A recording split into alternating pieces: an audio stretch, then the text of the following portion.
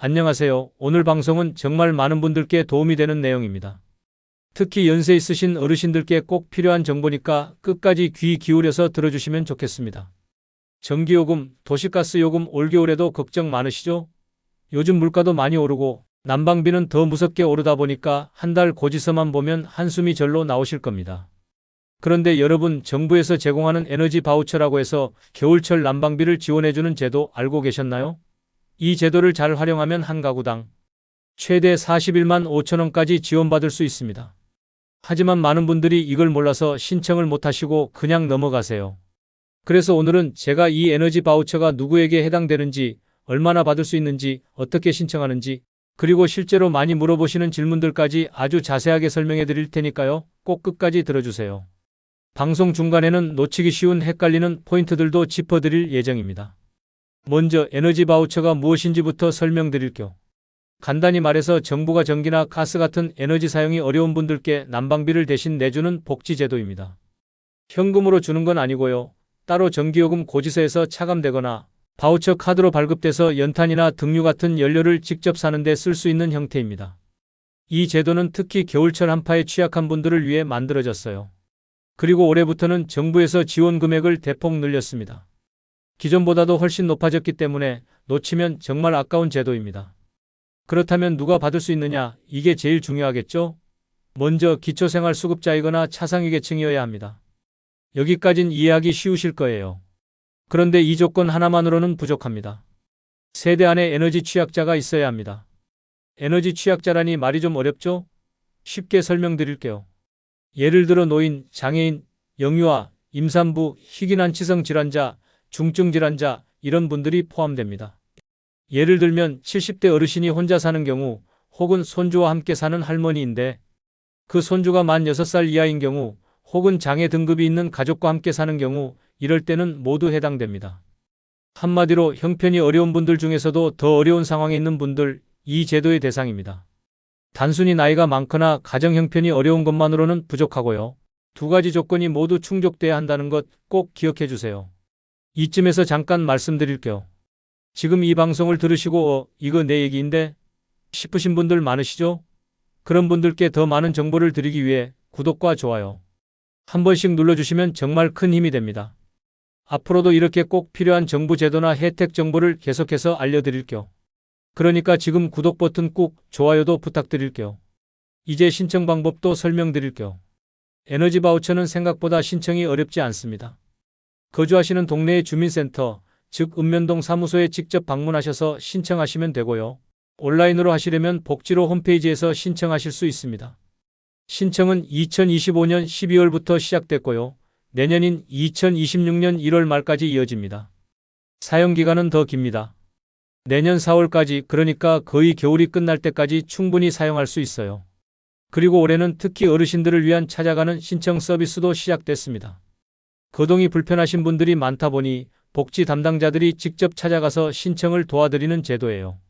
주민센터에 전화 한 통만 하셔도 방문 서비스를 안내받을 수 있으니까 걱정 마시고 문의해 보시면 됩니다.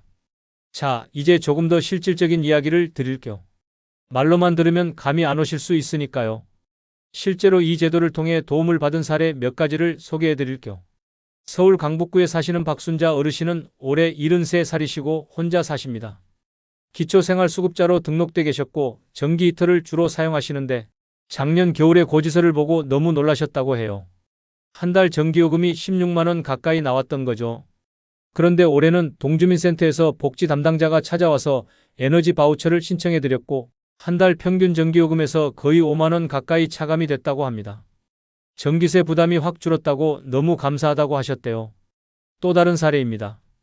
충북 음성에 사는 김영배 할아버지 댁은 손주 둘과 함께 사십니다. 김 할아버지는 차상위 한부모 가구에 해당되시고 손주 중 한 명은 아직 5살입니다. 이전엔 이런 제도가 있는지도 모르셨다가 이웃분 추천으로 주민센터에 방문해서 신청하셨고 그해 겨울은 연탄도 충분히 사서 따뜻하게 지내셨다고 합니다. 바우처로 받은 금액이 연탄 20장 이상을 사는 데 쓰였다고 하네요. 이런 식으로 실제로 혜택을 받고 계신 분들이 많습니다. 그런데 아직도 몰라서 혹은 나는 안 될 거야 하고 포기해서 신청하지 않는 분들도 많다는 게 안타까운 현실이에요. 그럼 이제 많은 분들이 헷갈려 하시는 질문들 상황별로 풀어서 설명해 드릴 겸. 먼저 이런 질문 많이 받습니다. 나는 도시가스 할인받고 있는데 또 받을 수 있나요? 답은 예, 됩니다. 에너지 바우처는 다른 에너지 복지 제도와 중복 사용이 가능합니다. 도시가스 할인은 한국가스공사에서 하는 제도이고 에너지 바우처는 정부가 따로 주는 거라 둘 다 받을 수 있어요. 또 이런 질문도 많습니다. 신청했는데 탈락됐대요. 이유가 뭔가요? 가장 흔한 이유는 세대 구성원 중 에너지 취약자가 없기 때문입니다. 수급자이거나 차상위계층이라도 혼자 사는 50대, 건강한 분이라면 에너지 취약자 조건에 해당되지 않기 때문에 탈락될 수 있어요. 반면 같은 조건이라도 그 세대의 중증, 장애인이 있거나 만 6살 이하 자녀가 있으면 대상이 될 수 있는 거죠. 또 질문 많았던 부분이 전기랑 가스 둘 다 쓰는데 바우처는 어디에 써야 하나요? 바우처 신청할 때 사용에너지 형태를 선택해야 합니다. 전기를 많이 쓰시면 전기용으로 신청하고 가스를 많이 쓰시면 가스용으로 신청하세요. 다만 정부에서는 올해부터 복수에너지 사용을 고려한 제도 개선을 검토 중이라 가까운 시일 내에 전기와 가스를 같이 사용할 수 있는 형태로 바뀔 가능성도 높습니다.